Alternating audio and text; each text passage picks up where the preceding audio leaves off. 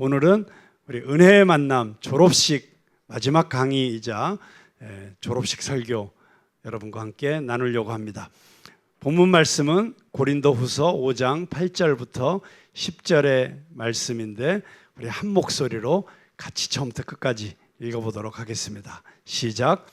우리가 담대하여 원하는 바는 차라리 몸을 떠나 주와 함께 거하는 그것이라. 그런즉 우리는 거하든지 떠나든지 주를 기쁘시게 하는 자 되기를 힘쓰노라. 이는 우리가 다 반드시 그리스도의 심판대 앞에 나타나게 되어 각각 선악간에 그 몸으로 행한 것을 따라 받으려 함이라. 아멘. 우리 독일에는 이 요정 이야기가 많이 있습니다. 그 요정 이야기들 가운데 아주 재미있는 이야기가 있는데요. 어느 겨울밤에 두 농부 부부가 한 방에 앉아서 시간을 보내고 있습니다. 긴 겨울밤에 그들은 마땅한 화제도 찾지 못하고 침묵 가운데 지루한 시간을 보내고 있었습니다. 한참 시간이 지났을 때 부인이 더 이상 침묵을 견딜 수 없다는 듯이 이렇게 말을 합니다. 여보, 이럴 때 우리 집에도 요정이 한번 나타나서 우리 소원을 들어주면 얼마나 좋겠어. 그때 창밖에 불빛이 번쩍하더니 갑자기 날개가 돋친 예쁜 요정이 나타나서 말했습니다. 오늘 자정 안으로 여러분의 소원을 3가지를 들어주겠으니 잘 생각하시고 말하십시오. 놀라운 일이 일어난 것입니다. 두 사람은 너무나 기쁜 나머지 얼싸안고 덩실덩실 춤을 추면서 이제 무엇을 구해야 될 것인가 고민하기 시작했습니다. 그런데 문제는 두 사람이 함께 합의를 해서 3가지를 정해야 되는데 합의가 되지를 않습니다. 남편이 말합니다. 나는 이 가난이 지긋지긋하니 우리 물질을 구합시다. 근데 부인이 말합니다. 여보, 우리가 아직 자식이 없으니 자식부터 구합시다. 또 남편이 말합니다. 자식만 있으면 뭘 하나? 사람들로부터 존경을 받아야겠으니 우리 지식을 구합시다. 의견이 끝이 없습니다. 한참을 서로 의견이 맞지 않아서 논쟁을 하고 있다가 시장길을 느낀 부인이 아무 생각 없이 말을 했습니다. 여보, 이럴 때 우리 집에 내 팔뚝만한 소세지가 하나 있었으면 얼마나 좋겠어요. 그 말이 떨어지자마자 천장에서 팔뚝만한 소세지 하나가 뚝 떨어졌습니다. 이 어줍지 않은 소세지 하나 때문에 그 귀중한 소원을 하나 써먹은 것입니다. 남편이 너무 화가 났습니다. 남편은 부인을 손가락질하면서 다음과 같이 말했습니다. 저 사람이 저렇게 소세지를 좋아하니 저 소세지가 저 옆에 내 코에 붙어서 일생 동안 그 눈앞에서 안 사라지면 좋겠다. 그랬더니 그 팔뚝만한 소세지가 벌떡 일어나더니 부인의 코끝에 달라붙었습니다. 부인의 코가 한자가 넘게 길어졌습니다. 여러분, 3번째 소원으로 무엇을 구해야 되겠습니까?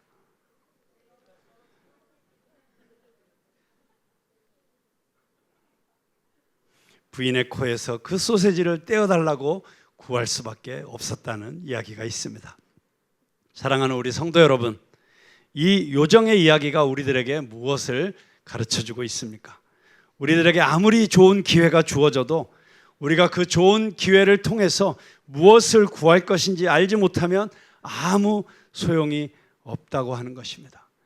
우리 은혜의 만남을 통해서 하나님을 새롭게 만나고 성령님을 체험하고 또 구원받아 예수 그리스도의 그 생명을 받은 새 생명으로 태어난 우리들에게는 이제 하루하루가 평범한 하루가 아니라 하나님께서 주신 놀라운 축복의 선물이 될 수가 있습니다.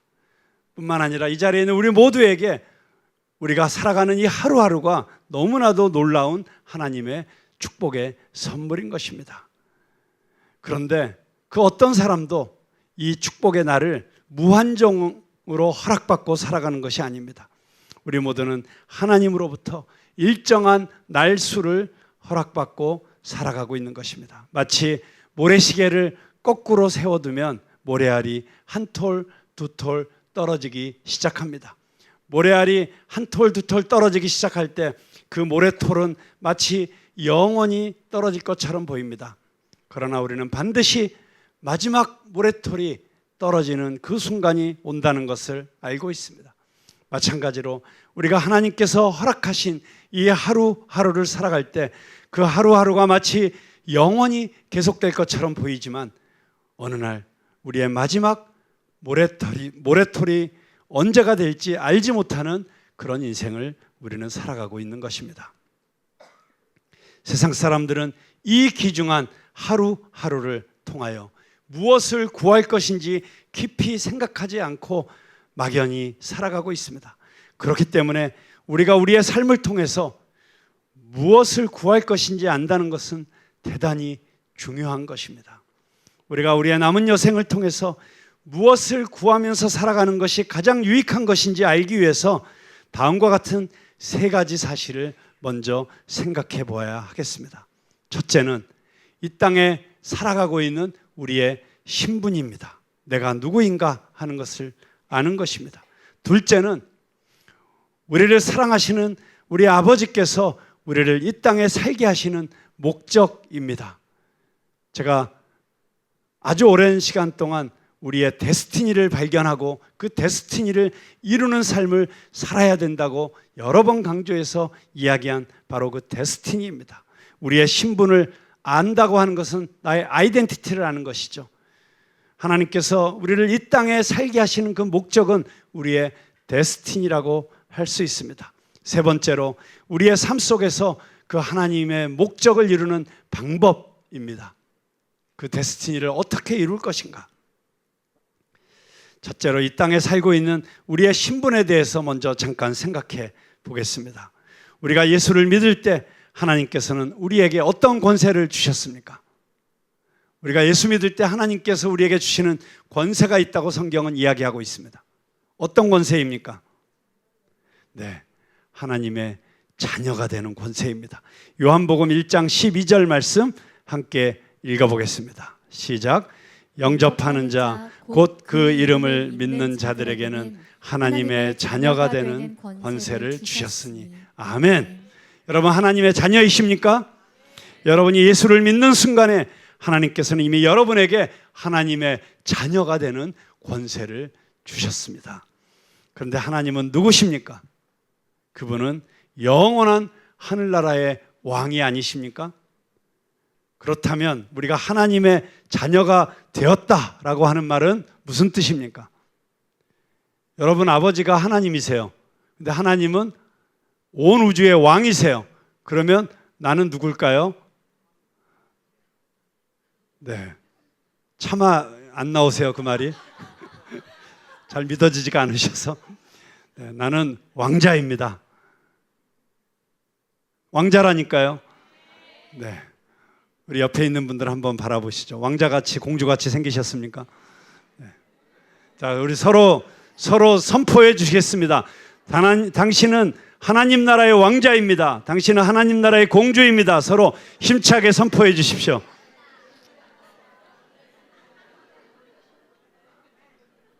왕자님, 공주님 받들어 모시겠습니다.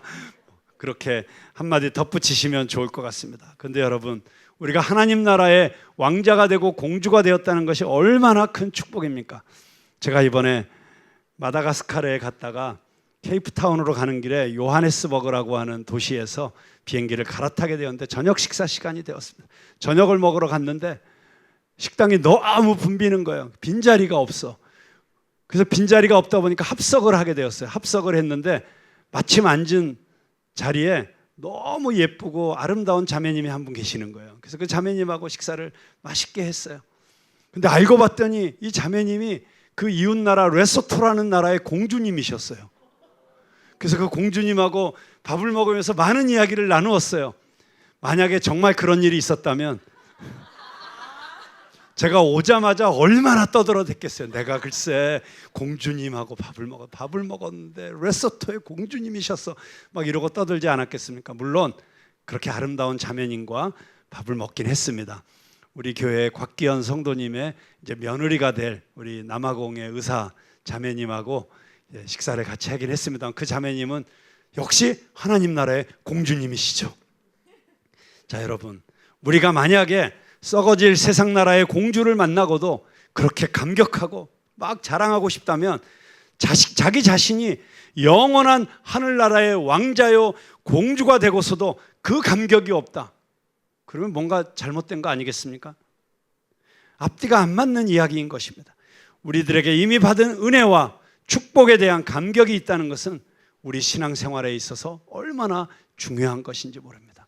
여러분, 언제나 내가 누구인지를 우리는 의식하면서 살아야 될 줄로 믿습니다. 하늘나라의 왕자요 공주된 우리가 아직도, 그런데 이 마귀가 왕노릇하는 이 땅에서 그러면 무엇을 하고 있을까요? 우리가 하나님의 자녀가 되었다고 하는 말은 우리가 오늘 죽어도 천국에 갈 수 있다는 이야기 아닙니까? 우리가 그런 자격을 갖추었다는 뜻인데 왜 우리를 사랑하시는 우리 아버지께서 우리를 그 좋은 천국에 당장 데려가시지 않고 우리를 이 땅에 살게 하실까요? 사랑하는 우리 성도 여러분, 오늘 이 문제를 정확하게 분명히 깨달을 수 있게 되기를 바랍니다. 우리가 이 땅에서 더 좋은 집에 살고 더 좋은 옷을 입고 더 좋은 자동차를 타고 다니면서 더 건강하게 잘 사는 것, 그것이 하나님의 뜻이 아닙니다. 만약에 그것만이 하나님께서 우리들을 이 땅에 살게 하시는 목적이라면 하나님께서 우리가 예수 믿는 순간 하늘나라로 데려가시는 편이 훨씬 좋습니다. 맞습니까? 틀립니까? 그럼 오늘 저녁에 당장 하늘나라 가시고 싶은 분 있으면 손 한번 들어보세요. 그래서 당장 가시고 싶지는 않으신가 봐요. 네. 근데 여러분, 잘 생각해 보면, 우리가 논리적으로 생각해 보면 정말 이 땅에서 고생하며 사는 것보다 우리가 당장 하늘나라에 가는 편이 사실 훨씬 좋은 것이고, 사도 바울도 늘 그렇게 이야기하고 있습니다. 내가 지금 죽으면 나는 하늘나라에 가서 내가 그토록 사모하던 주님 만나게 될 것이니까 나는 그 편이 훨씬 좋다.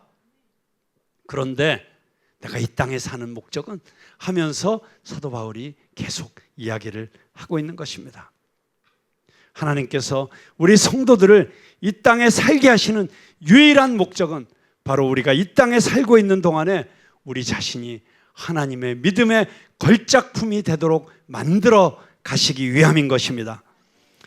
오늘 본문 말씀에도 있는 것처럼 우리는 모두 주님 재림하실 때 공중에 들림받아서 주님을 만나게 될 때 반드시 그리스도의 심판대 앞에 서게 될 것이고 거기에서 상급을 받게 되어 있기 때문입니다. 그런데 우리들이 그리스도의 심판대 앞에서 받는 상급은 우리가 학교 다닐 때 공부를 잘해서 졸업할 때 뭐 시계 하나 선물 받고 뭐 장학금 받고 그런 차원하고는 차원이 다른 것입니다. 성경 말씀은 우리가 똑같이 하나님의 자녀로서 하늘나라에 가지만 하늘나라에서 받는 우리의 상급이 다 다를 것이라고 우리에게 이야기해 주고 있습니다. 누가복음 19장 11절부터 27절까지 보면 거기에 그 유명한 문화의 비유가 나와 있습니다. 이 비유는 우리 주님께서 친히 우리에게 주신 비유의 말씀입니다. 어떤 귀인이 왕위를 받기 위해서 멀리 가면서 10명의 종들을 불러서 각 종에게 한 문화씩을 맡기고 자기를 위하여 장사를 하라고 부탁하고 떠납니다. 그런데 그 귀인이 왕위를 받고 돌아와서 그 10명의 종을 불러서 결산을 하게 됩니다. 한 종은 한 문화를 가지고 10문화를 남겼습니다. 왕은 그에게 10고을 다스릴 권세를 받으라고 말합니다. 또 한 종은 한 문화를 가지고 5문화를 남겼다고 보고합니다. 왕은 그 종에게 5고을 다스릴 권세를 줍니다. 그런데 한 종은 한 문화를 가지고 한 문화도 남기지 못했습니다. 왕은 화를 내시면서 그로부터 한 문화를 빼앗아서 10문화를 남긴 종에게 주어라, 이렇게 했다는 내용입니다. 여기서 이 왕으로부터 받는 상급은 영광스러운 통치에 참여하는 것입니다. 계시록에서도 성도들이 그리스도와 함께 영원히 왕노릇 한다고 우리들에게 약속하고 있는 말씀이 반복되고 있습니다. 여기서 중요한 것은 모두 동일하게 주인의 종들이라고 하는 것입니다. 그들의 신분은 동일합니다. 하지만 충성의 결과로 맡겨지는 권세와 사명은 각각 다르다고 하는 것입니다. 모두가 다 하나님의 자녀이고 왕같은 제사장이지만 하나님 나라 안에서 맡는 역할과 권한의 차이가 존재한다고 하는 것입니다. 사도 바울도 그의 인생의 목표를 이야기하면서 위에서 부르신 상을 위하여 쫓아가노라, 그렇게 빌립보서에서 고백하고 있습니다. 사도 바울은 하나님께서 나를 부르신 그 푯대를 향해서 쫓아가는데 그 푯대는 무엇이냐? 하나님이 나를 위해서 준비하신 그 상급을 받기 위해서 쫓아간다, 이렇게 고백하고 있는 것입니다. 그런데 그 쫓아간다는 표현이 어떤 표현이냐면, 경기장에서 골인 지점을 향해서 운동선수가 정신없이 달려가는, 여러분 100m 달리기 올림픽에서 시합하는 거 보셨죠? 그때 슬로우 비디오로 나오는 그 모습 기억나세요? 얼마나 정신없이 달리든지 막 숨을 가쁘게 몰아쉬니까 막 이 볼이 이렇게 부었다가 빠졌다가 하면서 정말 목숨을 걸고 뭐 옆에 쳐다볼 틈이 없습니다. 바로 그렇게 달려가는 달려감으로 그 상급을 향하여 쫓아간다고 하는 것입니다. 어떤 사람들은 이렇게 얘기하는 사람이 있어요. 아예 유치하게 우리가 신앙생활하는데 상 받으려고 신앙생활하나? 나는 상은 필요 없어. 여러분 혹시 나는 하늘나라에서 상은 필요 없고 그냥 내가 예수님 위해서 난 충성되게 살 거야, 이렇게 생각하시는 분 한번 손 들어보세요. 난 그 상 필요 없다고 생각하시는 분. 네, 이럴 때 손 드시는 분들이 있으면 어떻게 해드려야 되죠? 네, 잘 돌봐드려야 돼요. 묶어놓고 돌봐드려야 되는 분들. 여러분에게 만약 노벨상 주신다고 하면 아예 나는 그런 상 받으려고 산 거 아니야, 그냥 내가 열심히 연구한 거 상 필요 없어, 이러실 분이 있어요? 네, 그 얼마나 노벨상 받으려고도 세상 사람들이, 심지어 대통령들도 그 상 받으려고 막 별의별 일을 다 하지 않습니까?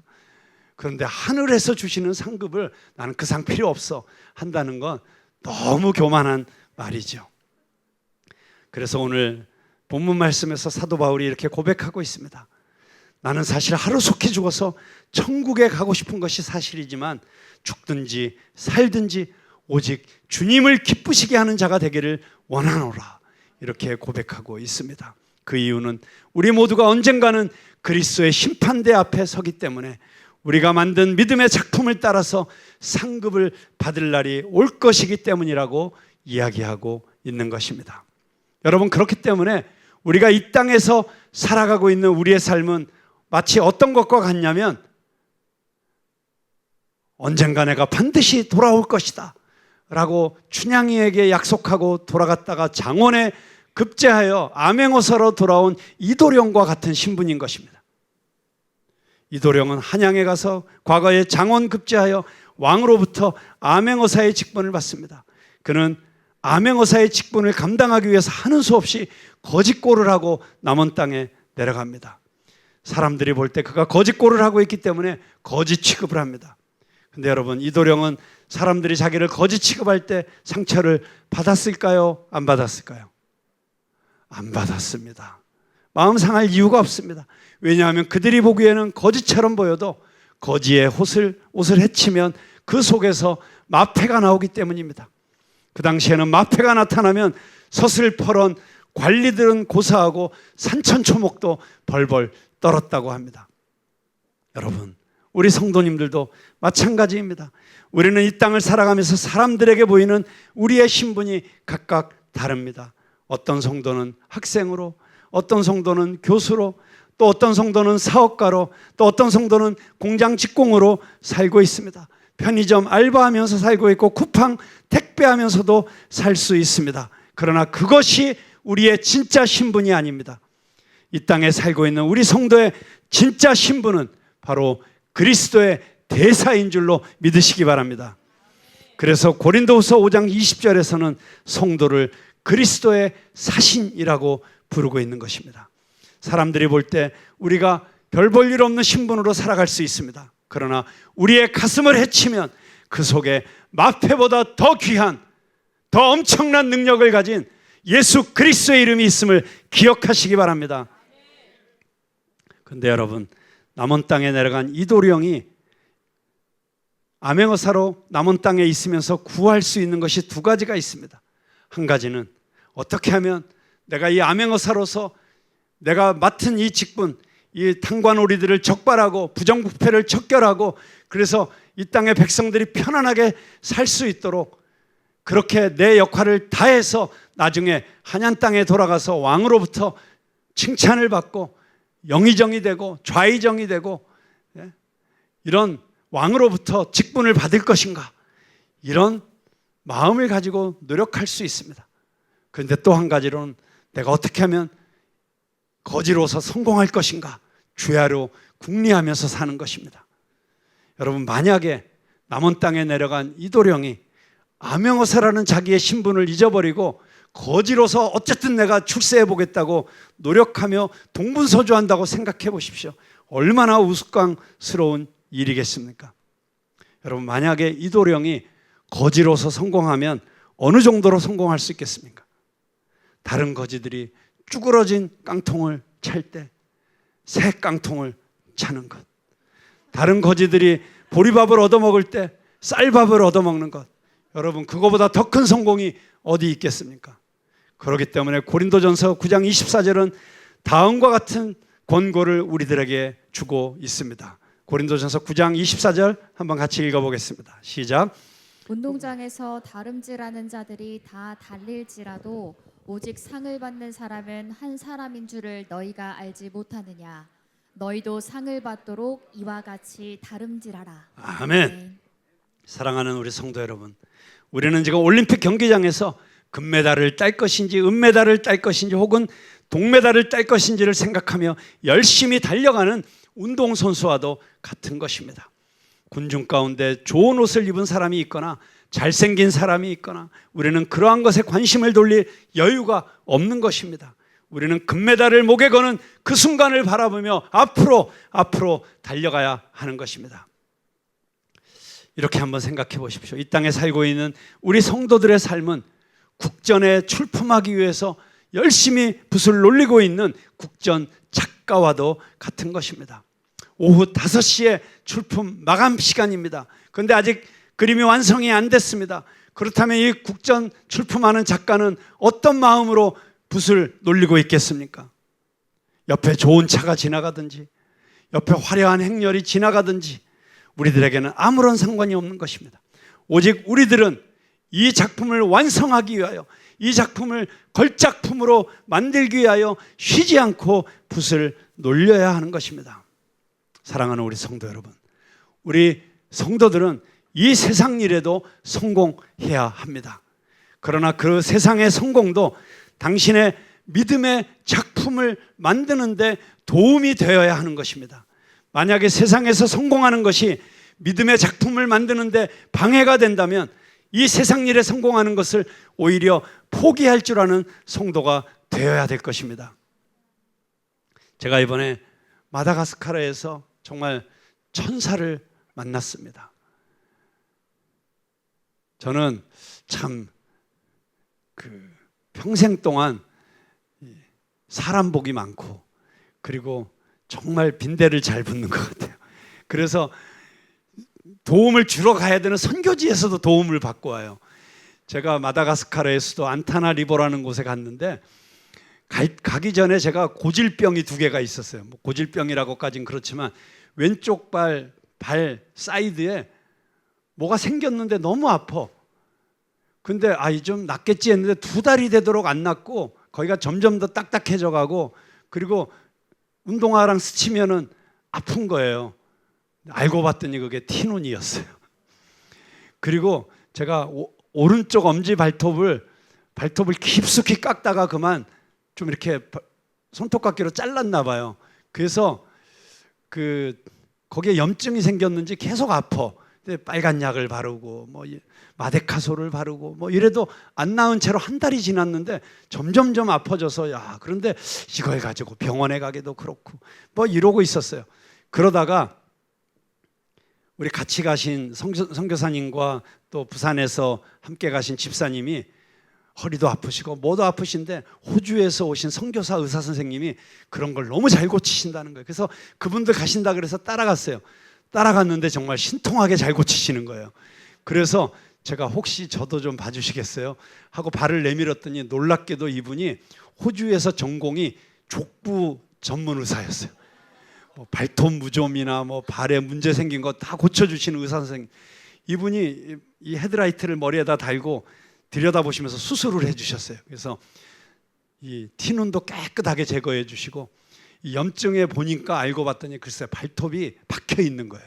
그래 갖고 안 나왔던 거예요. 근데 그거 빼내 주시고 거기에 치료해 주시고, 그래서 제가 얼마나 막 날아다니듯이 잘 다녔어요. 그런데 이 두 분이, 남편은 의사 선생님이고 부인은 간호사셨는데, 정말 시드니에서 그림 같은 별장을 갖고 있고 정말 모든 사람들이 부러워하고, 이 쇼핑을 하면 최고급 명품 샵에서만 가서 쇼핑을 하는 그런 인생을 살고 있던 분들이었는데, 놀랍게도 이분들이 마다가스카르에 와서 선교사가 된 거예요. 그리고 그분이 자기 선교지를 데려가셨는데, 세상에 저는 지금까지 저도 세상에 많은 어려운 데를 다녀봤어요. 케냐 나이로비의 빈민촌도 가보고, 인도네시아의 쓰레기 더미에서 살고 있는 아이들도 만나러 가보고, 그렇게 다녀봤지만 이렇게 비참하게 살 수 있을까 하는 데는 처음 보았어요. 거기 안타나리보가 세상에서 가장 가난한 나라 중에 하나 아닙니까? 그런데 그 나라에서도 도시 한복판에 강이 흐르는데 강물이 시커매요. 거기에 쓰레기를 다 버려서 새벽이 되면 쓰레기 차들이 다 와서 거기 쓰레기를 버리는 거예요. 그러면 그 쓰레기들이 흘러가는데 세상에 그 마을 사람들이 다 그 쓰레기 때문에 달려 들어갔고 그 쓰레기를 뒤져요. 그래가지고 먹을 것이 있으면 거기서 찾아 먹고, 그리고 뭐 그냥 빈 물병이든지 뭐든지 버린 신발이든지 다 그걸 주워다가 그것을 빨아가지고 그것을 깨끗하게 씻어가지고 길 옆에다가 늘어놓고 장사를 하는 거예요. 세상에 이 쓰레기 더미에서 주운 걸 누가 사갈까 싶은데 그걸 사가요.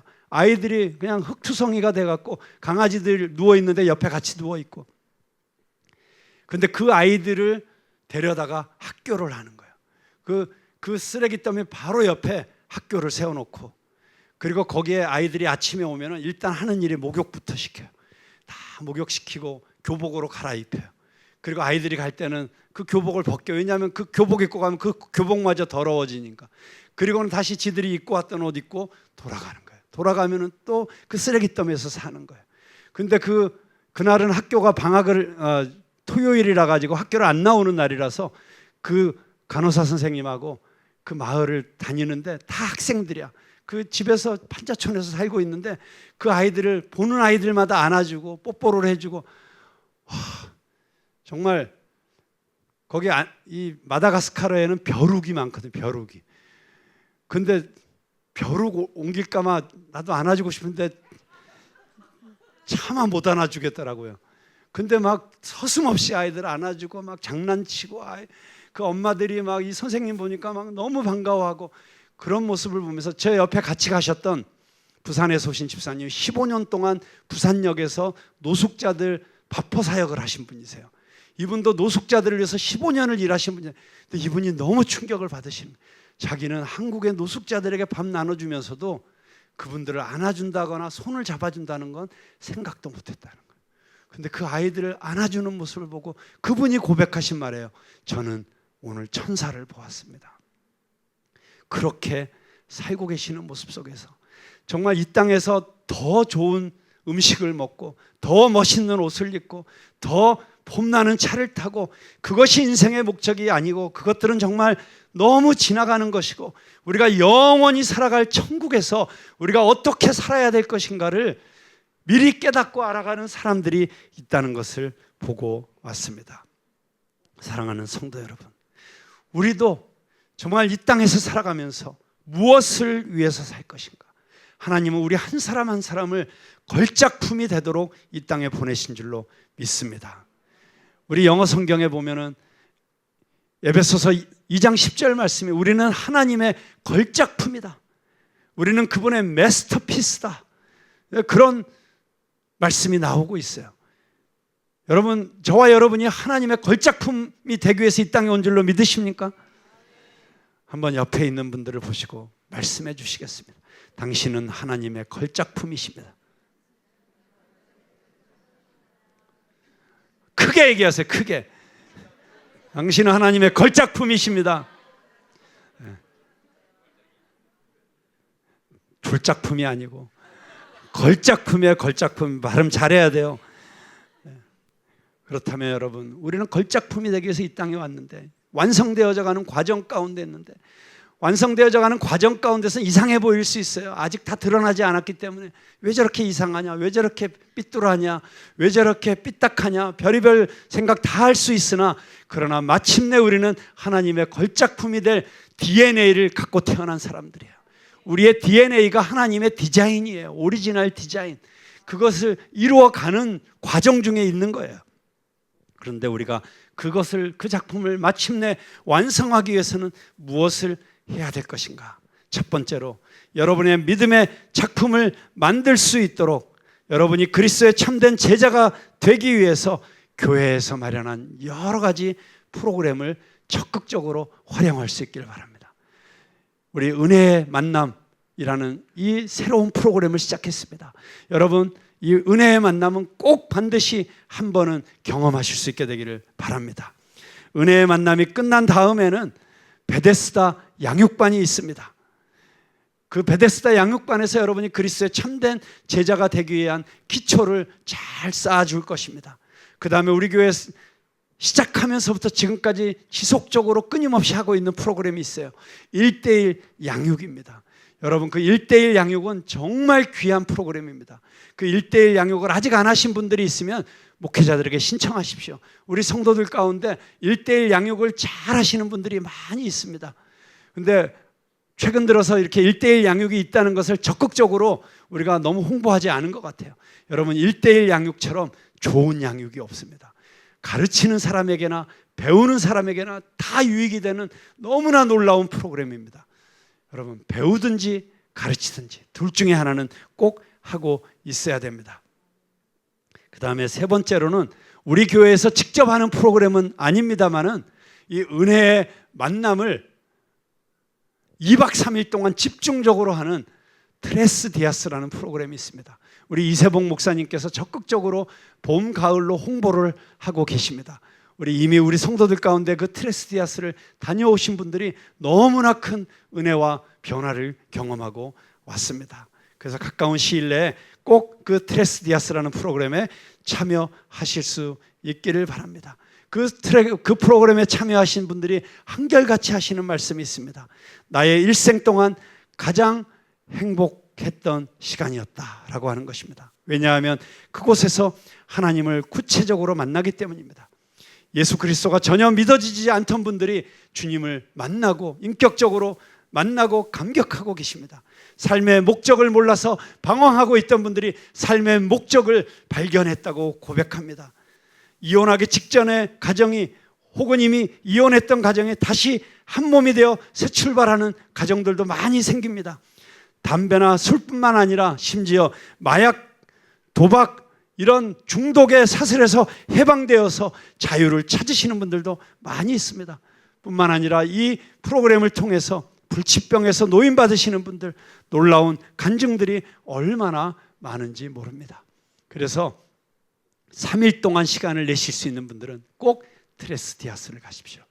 그런데 나는 인생에 한번 정말 최소한 3달의 시간을 주님과 함께하는 시간을 가져보겠다 하시는 분들은 꼭 DTS 훈련을 받으실 수 있길 바랍니다. DTS는 아예 3개월 동안 직장을 내려놓고 가시는 DTS도 있고, 그게 정 어려우신 분들을 위해서는 직장인 DTS도 있고 독수리 DTS도 있습니다. 은퇴하신 분들을 위한, 시니어들을 위한 DTS도 있습니다. 여러분, 다양한 DTS가 있기 때문에 여러분들이 꼭 한 번은, 평생에 한 번은, 남은 인생을 생각한다면 3개월의 시간 혹은 아우리시까지 5개월의 시간을 주님을 위해서 내어드릴 수 있는 그런 결단이 있으면 좋겠습니다. 또한 우리 교회 안에도 여러 가지 프로그램들이 있습니다. 그 중에 하나는 여러분들이 정원지기가 되는 것입니다. 이제 은혜의 만남을 끝난 여러분들은 이제 교회에서 정원지기 훈련을 한다는 광고가 나오면 반드시 신청해서 정원지기가 되는 훈련을 받으시기 바랍니다. 정원지기가 돼서 여러분이 다른 양들을 이끌면서 오히려 예수 그리스도의 제자 되는 훈련을 가장 잘 받을 수가 있습니다.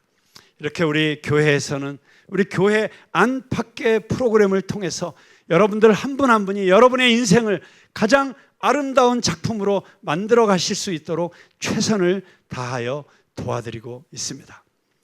우리가 믿음의 작품을 만들기 위해서 해야 되는 두 번째 일은 주님의 성품을 닮아가는 일입니다. 다시 말하면 먼저 우리의 성품이 주님의 성품으로 바뀌어야 한다는 것입니다. 여러분 한번 자동차 바퀴를 생각해 보시기 바랍니다. 자동차 바퀴에는 두 가지 측면이 있습니다. 첫째는 타이어라는 모양이 있습니다. 두 번째는 그 타이어가 가지고 있는 기능이라는 측면이 있습니다. 모양이라고 하는 것은 그 타이어에 바람이 꽉 차게 들어가서 타이어의 올바른 모양을 갖추는 것을 말합니다. 기능이라고 하는 것은 그렇게 그 안에 바람이 꽉 차 있기 때문에 자동차가 어떤 울퉁불퉁한 길이라도 부드럽게 달려갈 수 있게 하는 역할을 말합니다. 그런데 여러분 그 두 가지 측면 가운데 어느 쪽이 앞서야 되겠습니까? 네, 먼저 모양이 제대로 갖추어져야죠. 형상이 갖추어져야 된다고 하는 것입니다. 타이어가 제 모양을 갖추지 못한 채 타이어 일을 하려고 하면 결국 타이어 자체도 찢어지고 자동차도 주저앉게 만들어버립니다. 바퀴가 먼저 알맞은 양의 공기가 들어가서 동글동글한 모양을 갖추어야지 비로소 바퀴로서의 기능을 제대로 할 수 있는 것입니다. 마찬가지로 우리도 주님의 일을 하려면 먼저 주님의 성품을 닮아야 할 것입니다. 그런데 어떻게 우리 같은 죄인이 주님의 성품을 닮아갈 수 있겠습니까? 우리가 어제 은혜의 만남에서 계속해서 강의를 들은 것처럼 성령 충만을 유지함으로써만 가능한 것입니다. 사과나무에 사과 열매가 맺히는 것처럼 우리가 성령의 충만을 유지하면 자연히 성령의 열매가 맺히게 되어 있는 것입니다. 이러한 사실을 갈라디아서 5장 22절과 23절에서 이렇게 기록하고 있습니다. 함께 같이 갈라디아서 5장 22절 23절 읽어보겠습니다. 시작. 오직 성령의 열매는 사랑과 희락과 화평과 오래 참음과 자비와 양선과 충성과 온유와 절제니 이 같은 것을 금지할 법이 없느니라. 사랑, 희락, 화평, 오래 참음, 자비와 양선, 충성과 온유, 그리고 절제가 가능하면 그것이 바로 내가 주님의 성품을 닮았다는 증거가 되는 것입니다. 이 중에 한 가지라도 나에게 부족함이 느껴진다면 성령 충만을 사모하실 수 있기를 바랍니다. 성령 충만을 유지하기 위한 노력을 하실 수 있기를 바랍니다. 우리가 성령 충만만 유지하면, 성령님이 내 안에 계시면, 내가 성령님과 함께 동행하면 자연스럽게 이렇게 열매가 맺히게 되고, 이런 열매가 맺히는 것을 금지할 방법이 없다는 것입니다. 사랑하는 성도 여러분, 여러분의 성령 충만을 돕기 위하여 역시 우리 교회에서 여러 가지 예배가 있습니다. 이 주일 예배 빠지지 않고 참석하시기 바랍니다. 오늘 보니까 빈자리가 평소보다 좀 많이 있는 것 같아요. 여러분 다음 주부터 이 빈자리가 가득가득 채워질 수 있게 되기를 주님의 이름으로 축복합니다. 우리 나오지 않은 성도님들, 우리 목회자들이 이번 한 주간 동안 다 전화하겠습니다. 정원지기들도 열심히 전화하십시오. 또 혹시 집안에 여러 가지 어려움이 있어서 나오지 못한 성도님들은 전화로 신방하고 문안하실 수 있기를 바랍니다. 그래서 우리 모든 성도들이 주일 예배부터 빠지지 않고 참석할 수 있도록 서로 노력하는, 그렇게 서로 믿음을 격려하는 공동체가 되기를 바랍니다. 여러분 올해 안에 여기 빈자리가 하나도 없이 채워지는 놀라운 전도의 비법을 제가 이번에 마다가스카르에서 배워왔습니다. 마다가스카르에 간 첫날 제가 만난 목사님이 운자토 목사님이라는 분이세요. 정말 놀라운 분이십니다. 제가 이분을 한번 꼭 한국에 모셔서 한국 교회 다시 재부흥 운동 세미나를 하고 싶을 정도예요. 이분이 15년 전에 우리 교회 오셨었어요. 그때 그 교회 교인이 6천 명이었어요. 근데 이번에 갔더니 몇 명 된 줄 아세요? 3만 5천 명이에요. 교인이. 그 중에 2만 명이 대학생이에요. 그 교회가 대학가 바로 옆에 있어가지고 대학생들만 2만 명이 모여. 근데 이분이 15년 전에 왔을 때도 그때 자기 교인이 6천 명 된 비결을 알려주고 가셨어요. 근데 우리가 실천을 못했어요. 그분이 뭐라고 한 줄 아세요? 너무 쉽대요. 교회가 2배로 늘어나는 건. 그냥 한 교인이 1년에 1명씩만 데려오면 된대. 그렇게 하기로 작정하고 그렇게 실천했더니 그렇게 됐다는 거예요. 여러분 이 가난한 나라에 이 교회가 지금도 교회당은 창고를 크게 빌려갖고 한 번에 한 3,000명씩 예배를 드리는데 주일날 예배를 7번을 드린대요. 그런데 그 교회가 나라를 바꾸는 일을 하고 있어요. 정말 이 대학생들을 잘 키워가지고 이 가난한 나라들의 제일 문제는 커럽션이거든요. 부정부패. 이 대통령이 금을 막 몇십 톤을 남아공으로 빼돌리다가 걸려갖고 신문에 나가면 난리. 그러니까 지금 시위와 약탈과 방화가 일어나는 게 부정부패 때문이에요. 근데 이 나라를 바꾸는 길은 우리 대학생들이 예수 믿고 깨끗하게 뇌물 받지 않고 정직하게 일하는 청년들을 만드는 것이다. 그렇게 대학생들을 훈련시키고 있더라고요. 근데 그런 나라를 바꾸는 교회가 되기 위해서 이분이 처음에 했던 일이 몇십 명 데리고 개척했을 때 우리 1년에 한 명씩만 데려오자 했는데 성도들이 그걸 실천한 거예요. 여러분 할 수 있겠어요? 없겠어요? 네, 대답이 희미한 이유를 제가 알고 있어요. 올해 초에도 그렇게 약속을 했거든. 근데 아직까지 못하고 계신 분들 회개할 수 있게 되기를 주님의 이름으로 축복합니다. 그리고 우리 올해가 가기 전에 특별히 10월 셋째 주는 우리 태신자 초청잔치잖아요.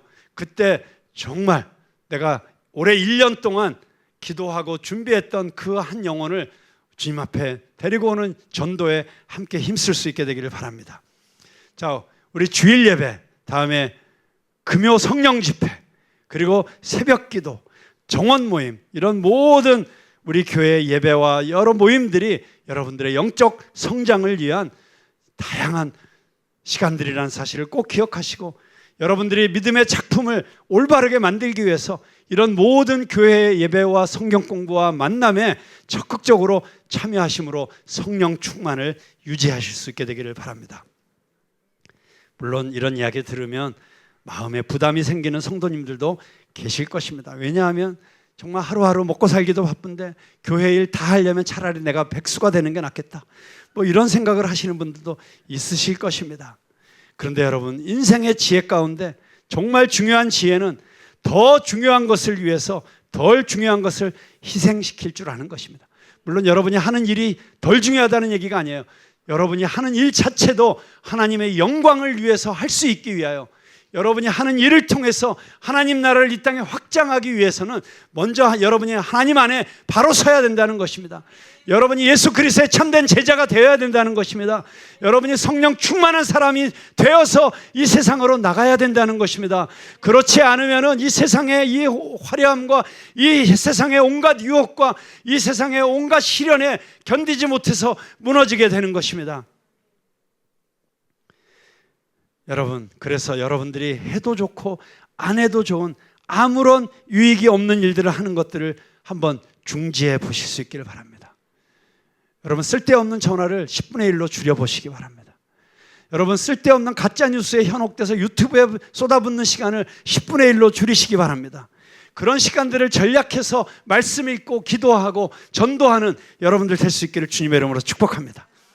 여러분, 이제 말씀을 정리하겠습니다. 사랑하는 우리 성도 여러분, 우리들에게는 그리스도의 심판대 앞에 서는 날이 반드시 오게 되어 있습니다. 그 주님의 심판대 앞에 서 있는 그 시선으로 오늘을 볼 수 있기를 바랍니다. 오늘 나의 하루를 평가하실 수 있기를 바랍니다. 살펴보실 수 있기를 바랍니다. 그리고 나의 말과 생각과 행동이 그날의 초점이 맞추어져 있게 되기를 주님의 이름으로 축복합니다.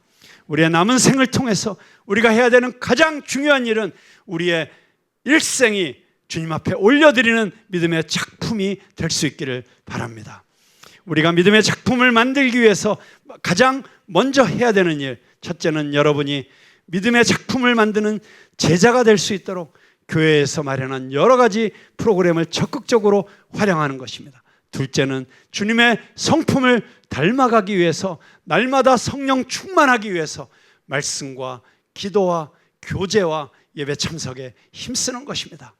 여러분, 그렇게 성령 충만하여 참된 그리스도의 제자로서 성령의 열매를 맺고 성령 그리스도를 닮은 제자가 되어 이 세상 속에서 하나님이 가장 기뻐하시는 일, 성령님이 가장 기뻐하시는 일, 영혼을 사랑하고 영혼을 전도하고 사람을 세우고 살리고 이 나라를 변화시키고 세계 열방을 하나님께 올려드리는 그런 교회의 데스티니를 이루어가는 저와 여러분 될 수 있기를 주님의 이름으로 축복합니다. 기도하겠습니다.